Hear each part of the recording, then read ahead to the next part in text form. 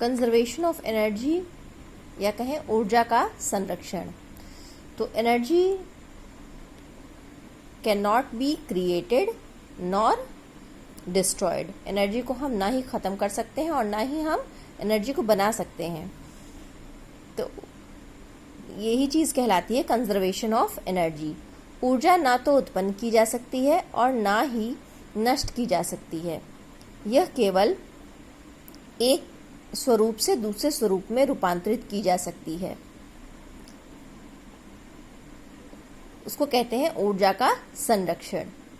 Energy can neither be created nor it can be destroyed but may be transformed from one form into another और into a number of other forms. यानी कि किसी एक रूप में भी change हो सकती है या कि किसी एक से ज़्यादा रूपों में भी चेंज हो सकती है। जैसे कि आप देखते हैं, बॉल फेंकिए तो पोटेंशियल एनर्जी, पहले बॉल आपके हाथ में है तो उसमें जो एनर्जी है रुकी हुई है तो उसमें पोटेंशियल एनर्जी है। जब आप उसको फेंकते हैं तो पोटेंशियल एनर्जी कन्वर्ट हो जाती है काइनेटिक एनर्जी में। इसी तरह के कुछ एग्जाम्पल्स हैं जो हम बताएंगे। The first example is feeling free falling object under gravity. Means कोई चीज फ्रीली गिर रही है ऊपर से ग्रेविटी के अंदर, तो उसमें कैसे ऊर्जा का संरक्षण होता है। ये कुछ उदाहरण हैं।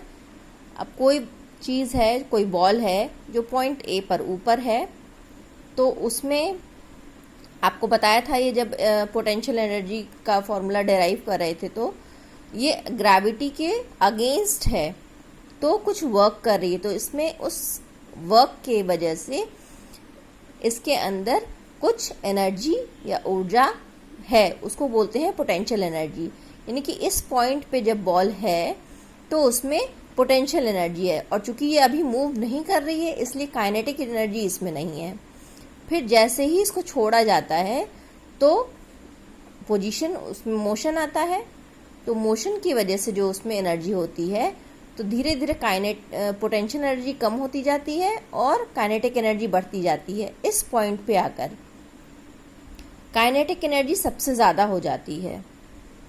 कहीं बीच में काइनेटिक एनर्जी बढ़ती जाती है, काइनेटिक एनर्जी सबसे ज़्यादा हो जाती है और उसके बाद फिर उसमें कुछ पोटेंशियल एनर्जी कम होती जाती है।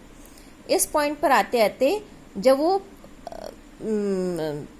अर्थ से कुछ ऊंचाई पर है, उस पॉइंट पर काइनेटिक एनर्जी सबसे ज़्यादा होती है और पोटेंशियल एनर्जी ज़ीरो हो जाती है। ठीक है, इसी चीज़ को डिराइव किया गया है। एट पॉइंट ए, बिंदु ए पर the kinetic energy is zero. आपको बताया था कि यहाँ पर जब वो रुकी हुई है तो काइनेटिक एनर्जी उसकी ज़ीरो है। And potential energy is equals to mgh। h ये डिस्प्लेसमेंट है, अर्थ से कितने ऊपर है। तो टोटल जो हमारी मैकेनिकल एनर्जी हुई that is kinetic energy plus potential energy. Kinetic energy zero है और पोटेंशियल एनर्जी mgh है। तो टोटल हमारी जो मैकेनिकल एनर्जी हुई दैट इज mgh। ठीक, अब इस पॉइंट पे देखें। अब मान लीजिए ये h1 डिस्टेंस कवर कर लिया है, तो अब नीचे से इसकी पोजीशन कितनी बची। टोटल था h माइनस h1 डिस्प्लेसमेंट, यानी कि यहाँ से यहाँ तक का डिस्टेंस हो गया h माइनस h1। तो यहाँ पर जो पोटेंशियल एनर्जी हम कैलकुलेट करेंगे वो डिस्प्लेसमेंट h माइनस h1 लेंगे। ठीक है, धरती से गेंद का विस्थापन, यहाँ तक का जो डिस्प्लेसमेंट है that is h minus h1। तो यहाँ पर हमारी काइनेटिक एनर्जी हो जाएगी हाफ mv²। अब v² के बारे में तो यहाँ पर कुछ भी नहीं पता है। यहाँ पर v हमारा ज़ीरो था, ठीक, क्योंकि इसमें कोई मोशन नहीं था, इसमें कोई वेलोसिटी नहीं थी। अब यहाँ तक आया तो उसमें वेलोसिटी, यहाँ पर जब छोड़ा गया तो यहाँ से इसमें कुछ वेलोसिटी आया, कुछ वेग आया।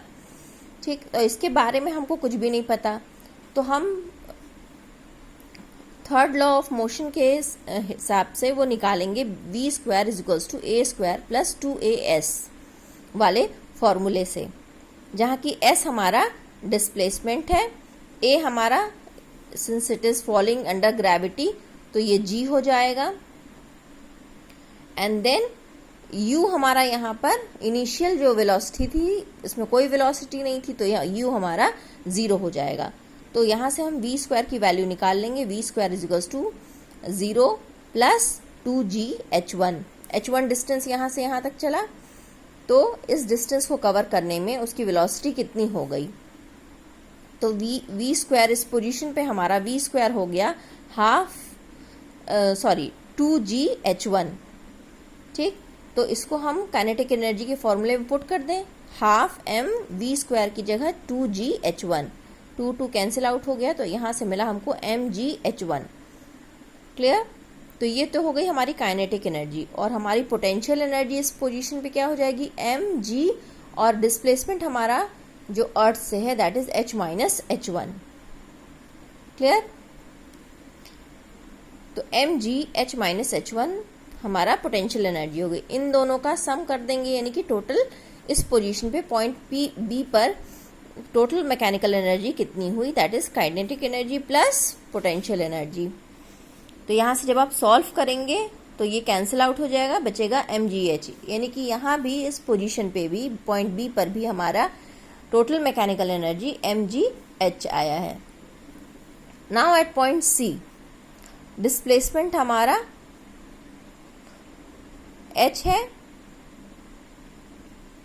और पोटेंशियल एनर्जी 0 होगी, क्योंकि अर्थ से डिस्प्लेसमेंट अब हमारा 0 के बराबर है। ठीक है, तो यहाँ पर हमने बताया था कि इस पोजीशन में अर्थ से टकराने से just before the potential energy becomes 0 and the kinetic energy is maximum. तो पोटेंशियल एनर्जी हमारी 0 क्यों है, क्योंकि h की वैल्यू जो अर्थ से विस्थापन है या डिस्प्लेसमेंट है वो 0 है, तो mg इंटू 0 विल बी 0। तो पोटेंशियल एनर्जी हमारी 0 हो जाएगी।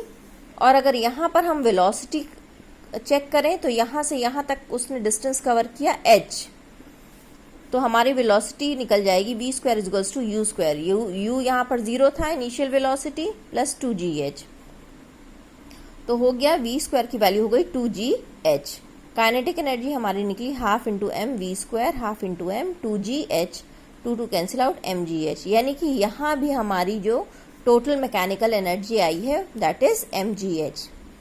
यहाँ पर हम देख रहे हैं, यहाँ पर काइनेटिक एनर्जी थी, काइनेटिक एनर्जी कम होती गई, उसमें पोटेंशियल एनर्जी यानी कि इस पोजीशन पे पोटेंशियल एनर्जी थी, पोटेंशियल एनर्जी कन्वर्ट हुई काइनेटिक एनर्जी में, तो काइनेटिक एनर्जी बढ़ती गई, पोटेंशियल एनर्जी कम होती गई। ठीक, यहाँ पर आते आते पूरी जो यहाँ पर पोटेंशियल एनर्जी वो कन्वर्ट हो गई काइनेटिक एनर्जी में। क्लियर? क्योंकि हमारी टोटल मैकेनिकल एनर्जी जो है वो आ रही है that is mgh।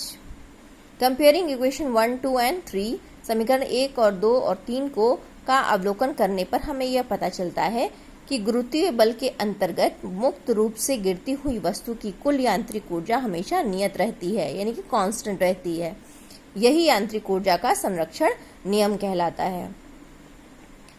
Therefore, we can observe by equation 1, 2 and 3 that the mechanical energy is same at every point of the body falling freely under gravitational force. Is that clear?